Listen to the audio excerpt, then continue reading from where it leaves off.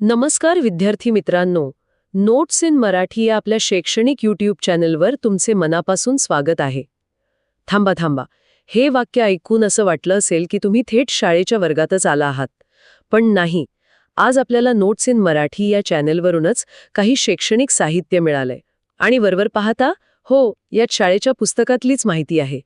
मानवी जीवनाचे टप्पे, काही जुनी भांडी, नाणी, ताम्रपट आणि पुरातत्वशास्त्राची ओळख. पण आज आपण याचा वापर एका वेगळ्या उद्देशाने करणार आहोत. या साध्या दिसणाऱ्या माहितीच्या मागे दडलेला विचार काय आहे याची आपण थोडी चिरफाड करणार आहोत. आपण हे समजून घेणार आहोत की एक इतिहासकार तो एखाद्या गुप्तहेरासारखा कसा विचार करतो. चला तर मग या पुराव्यांची तपासणी सुरू करूया. हा दृष्टिकोन खरं तर खूप महत्वाचा आहे, कारण इतिहास म्हणजे केवळ तारखा आणि सनावळ्या पाठ करणं नाहीये. तो एक प्रकारे पुराव्यांचा अर्थ लावण्याचा खेळ आहे.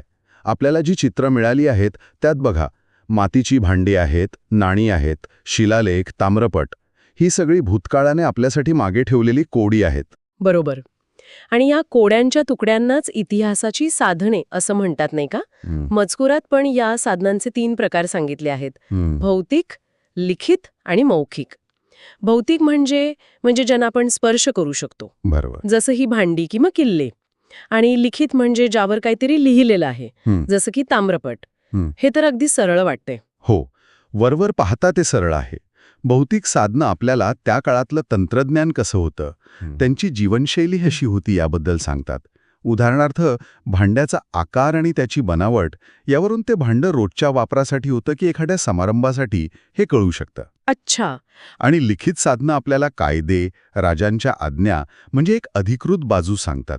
पण तिसरा प्रकार जो आहे, मौखिक साधनं, तो सगळ्यात जास्त गुंतागुंतीचा आणि तितकाच रंजक आहे. कसा काय? म्हणजे जात्यावरच्या ओव्या किंवा लोककथा, त्यात तर अचूक माहिती मिळण्याची शक्यता कमीच असते. त्या तर पिढ्यानपिढ्या बदलत जातात. आणि हाच त्यांचा सगळ्यात मोठा गुण आहे.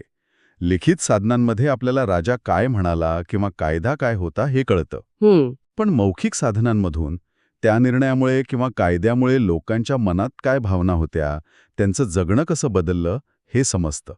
त्यात कदाचित अचूक तारखा नसतील, पण मानवी भावनांचा आणि सामाजिक मूल्यांचा तो एक अस्सल ठेवा असतो. पण मग एक मिनिट, इथे एक मोठा पेच निर्माण होतो. समजा आपल्याला एकाच काळातले 2 वेगवेगळे पुरावे मिळाले. एका ताम्रपटावर राजाने लिहिलंय की माझ्या राज्यात सर्व प्रजा सुखी आणि संपन्न आहे. पण त्याच काळातल्या लोकगीतांमध्ये मात्र दुष्काळाचं वर्णन आहे, उपासमारीचं आणि राजाच्या जुलमी करांचं वर्णन आहे. मग आपण खरं कोणाला मानायचं? लिखित पुराव्याला जास्त वजन द्यायचं का? हाच तर इतिहासकारांसमोरचा सगळ्यात मोठा आणि खरा प्रश्न असतो. यालाच पुराव्यांची पडताळणी म्हणजे करॉबरेशन असं म्हणतात. कोणताही एक पुरावा, मग तो लिखित असो वा मौखिक, तो कधीच पूर्ण सत्य सांगत नाही. अच्छा. राजाचा ताम्रपट हा त्याचा प्रोपोगेंडा असू शकतो, तर लोकगीतं ही लोकांच्या मनातला एक अतिशयोक्तीपूर्ण राग असू शकतो. इतिहासकाराचं काम या दोन्ही पुराव्यांना एकत्र तपासून त्यांच्यातला विरोधाभास समजून घेऊन त्यातून एक संभाव्य चित्र उभं करणं हे आहे. म्हणजे सत्य या दोन्हींच्या मध्ये कुठेतरी लपलेलं असतं. अगदी. म्हणजे इतिहासकार हा एखाद्या न्यायाधीश किंवा वकिलासारखा झाला, होय, जो वेगवेगळ्या साक्षीदारांची म्हणजे पुराव्यांची उलट तपासणी करून एका निष्कर्षापर्यंत पोचतो. अगदी तसंच. तो कोणत्याही एका साक्षीवर आंधळा विश्वास ठेवत नाही. आणि म्हणूनच इतिहासाचं पुनर्लेखन हे सतत होत राहतं. कारण जेव्हा एखादा नवीन पुरावा सापडतो, तेव्हा जुन्या पुराव्यांचा अर्थही बदलू शकतो. या माहितीमध्ये एक उपक्रम दिला आहे, आपल्या शाळेचा इतिहास शोधून काढा. त्यासाठी शाळेची कोनशिला म्हणजे फाउंडेशन स्टोन पाहायला सांगितली आहे. खरं सांगायचं तर सुरुवातीला हे मला थोडं बाळबोध वाटलं, पण आत्ता तुम्ही जे सांगताय त्यावरून मला वाटतंय की यातही एक मोठा मुद्दा दडलेला आहे. नक्कीच आहे. तो उपक्रम आपल्याला हे शिकवतो की इतिहास लिहिण्याची जी पद्धत आहे, मेथोडॉलॉजी, ती सगळीकडे सारखीच असते.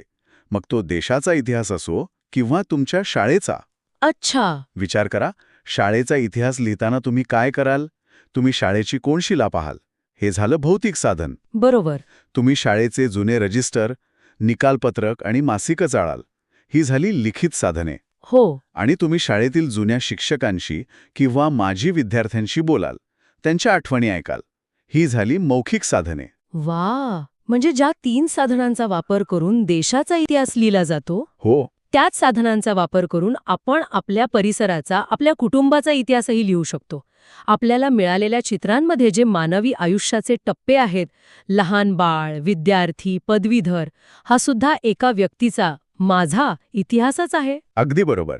आणि हा वैयक्तिक इतिहास त्या काळातल्या मोठ्या सामाजिक इतिहासाचा एक छोटासा आरसा असतो. म्हणजे कसं? तुमचं शाळेचं ओळखपत्र हे केवळ तुमचं ओळखपत्र नाही.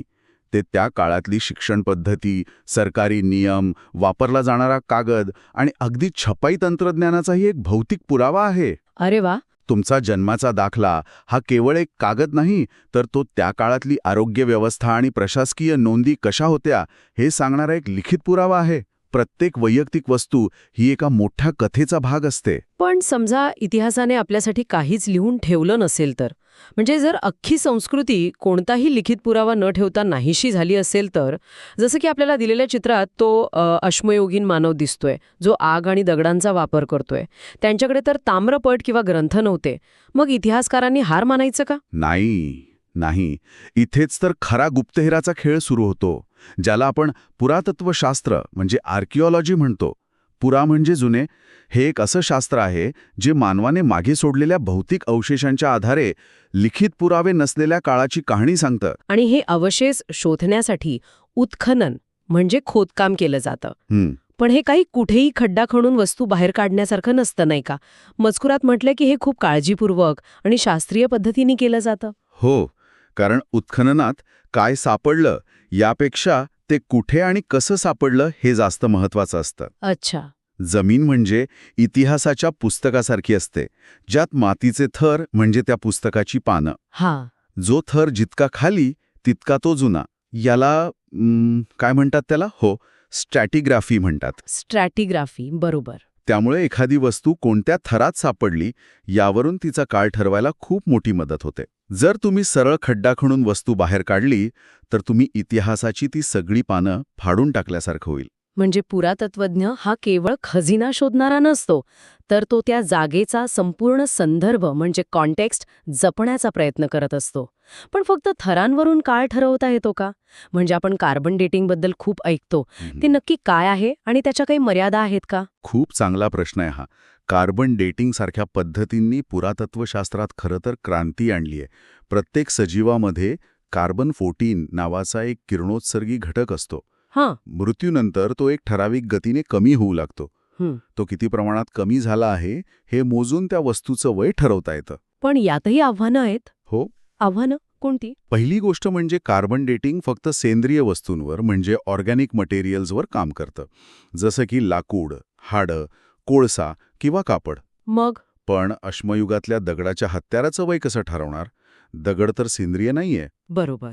त्यासाठी ते हत्यार ज्या मातीच्या थरात सापडलं त्या थराचं वय ठरवावं लागतं किंवा त्या थरातल्या सेंद्रिय वस्तूंचं वय मोजावं लागतं. याला रिलेटिव्ह डेटिंग म्हणतात. अच्छा. म्हणजे हे हत्यार त्या जळालेल्या लाकडाच्या तुकड्यापेक्षा जुनं आहे असा एक अंदाज बांधला जातो. प्रत्येक पुरावा हा एका मोठ्या कोड्याचा भाग असतो. म्हणजे उत्खनन करणाऱ्याच्या मनात फक्त काय सापडला हा प्रश्न नसतो, तर या एका तुकड्यावरून त्या लोकांच्या संपूर्ण जगाचा नकाशा कसा तयार करता येईल हा प्रश्न असतो. मजकुरात दिलेल्या प्रश्नांसारखेच ते कोणत्या काळातील होते, त्यांचं दैनंदिन जीवन कसं होतं, त्यांचे इतरांशी संबंध कसे होते. अगदी. एक छोटं उदाहरण घेऊया. समजा आपल्याला उत्खननात एका ठिकाणी काही जळालेली हाडं, धान्याचे काही कणं आणि एका विशिष्ट प्रकारच्या मातीची भांडी सापडली. यावरून आपण काय निष्कर्ष काढू शकतो? ती हाडं कोणत्या प्राण्याची आहेत यावरून त्यांच्या शिकारीची पद्धत किंवा ते पशुपालन करत होते का हे कळतं. बरोबर. धान्याचे कण सांगतात की ते शेती करत होते. भांड्यांवरचं नक्षीकाम जर दूरच्या प्रदेशातील संस्कृतीशी जुळत असेल तर त्यांच्यात व्यापार होता हे सिद्ध होतं. अरे छा. आणि भांड्याच्या आत सापडलेल्या अवशेषांवरून ते काय खातपीत होते याचाही अंदाज येतो. म्हणजे मातीच्या भांड्याचा एक तुकडा आपल्याला त्या लोकांच्या आहाराबद्दल, व्यापाराबद्दल आणि त्यांच्या कलेबद्दलही सांगू शकतो. हो. आणि याच प्रश्नांची उत्तरं शोधता शोधता लिखित पुरावे नसलेल्या हजारो वर्षांपूर्वीच्या मानवी समाजाचं चित्र आपल्या डोळ्यासमोर उभं राहतं. अश्मयुगीन मानवाने आग कशी वापरली, त्याने हत्यारं कशी बनवली, तो समूहाने का राहू लागला, या सगळ्या प्रश्नांची उत्तरं आपल्याला याच भौतिक पुराव्यांमधनं मिळतात. तर आजच्या या चर्चेतून एक गोष्ट अगदी स्पष्ट झाली आहे. इतिहास म्हणजे केवळ भूतकाळातल्या कथागोष्टींचा संग्रह नाही, तो पुराव्यांवर आधारित एक शास्त्रशुद्ध तपास आहे. भौतिक, लिखित आणि मौखिक या 3 प्रकारच्या साधनांच्या आधारे त्यांच्यातील साम्य आणि विरोधाभास तपासून भूतकाळाचं एक शक्य तितकं खरे चित्र उभे करण्याचा हा प्रयत्न आहे. अगदी खरे. आणि सर्वात महत्वाचं म्हणजे योग्य पुरावे शोधून त्याला योग्य प्रश्न विचारण्याचं हे कौशल्य आहे. प्रत्येक पुरावा, मग तो मातीचा तुकडा असो किंवा एखादं लोकगीत, हा भूतकाळाशी बोलण्याची, त्याला समजून घेण्याची एक संधी असतो. आणि जाता जाता एक विचार, या माहितीमध्ये आपण मानवाच्या प्रगतीचे टप्पे पाहिले. दगडाची हत्यारे आणि चूल वापरणाऱ्या मानवापासून ते सौर कुकर आणि संगणक वापरणाऱ्या आजच्या पिढीपर्यंतचा प्रवास. आपण सुरुवातीला ताम्रपट आणि शिलालेख पाहिले. ते हजारो वर्ष टिकून राहिले कारण ते दगड आणि धातूसारख्या भौतिक वस्तूंवर कोरलेले होते. बरोबर. पण आज आपण जी माहिती तयार करत आहोत, आपले डिजिटल फोटोज, सोशल मीडियावरील पोस्ट्स, आपले ईमेल्स, ही सगळी संभाषणं ती सर्व्हरवर, क्लाउडवर आहे. ती भौतिक नाही. बरोबर आहे. आता विचार करा, आपले हे डिजिटल अवशेष भविष्यातील पुरातत्वज्ञांसाठी पुरावे असतील. पण जर हे सर्व्हर बंद पडले तर 100-200 वर्षानंतर आपल्या या डिजिटल अवशेषांपैकी काय शिल्लक राहील? आणि भविष्यातील इतिहासकार आपल्याबद्दल कोणता निष्कर्ष काढतील? की ही एक अशी पिढी होती जिने इतिहासातील सर्वाधिक डेटा तयार केला, पण स्वतःच्या इतिहासाचा कोणताही ठोस भौतिक पुरावा मागे सोडला नाही?